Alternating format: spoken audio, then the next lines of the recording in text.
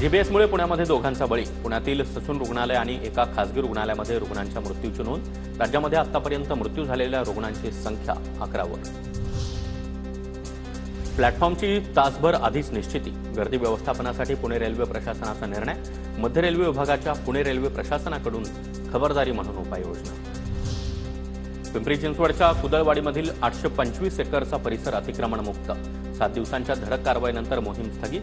4111 भंगार गोदामं, लघु उद्योग आणि इतर आस्थापना भुईसपाट। पुणे जिल्ह्यामधील 758 अंगणवाडी सेविका मदतनीसांच्या भरतीची प्रक्रिया सुरू।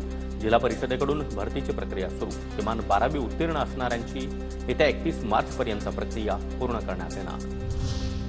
पुण्याच्या दापोडीमध्ये रिक्षांची तोडफोड करणाऱ्या गुंडांची धिंड।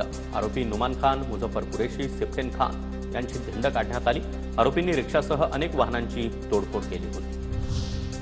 शिवनेरी किल्ल्यावर वन कर्मचाऱ्यांसह शिवभक्तांवर मधमाशांचा हल्ला। हल्ल्यामध्ये वन विभागाचे कर्मचारी आणि 10 शिवभक्त जखमी। जखमींवर रुग्णालयामध्ये उपचार सुरू।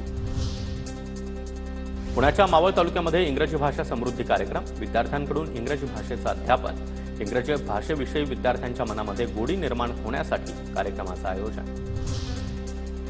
पुण्याच्या मुळशी भाजप कार्याध्यक्षांनी महिलांना मोफत छावा चित्रपट दाखवला। छत्रपती संभाजी महाराजांच्या इतिहासाची माहिती सर्वांना व्हावी यासाठी सागर मारणे यांच्याकडून उपक्रम। पीएमपीएमएल बसमध्ये ज्येष्ठ महिलेचे दागिने चोरीला गेल्याची घटना। महिलेकडून शिवाजीनगर पोलीस ठाण्यात फिर्याद दाखल। पोलिसांकडून पुढील तपास सुरू।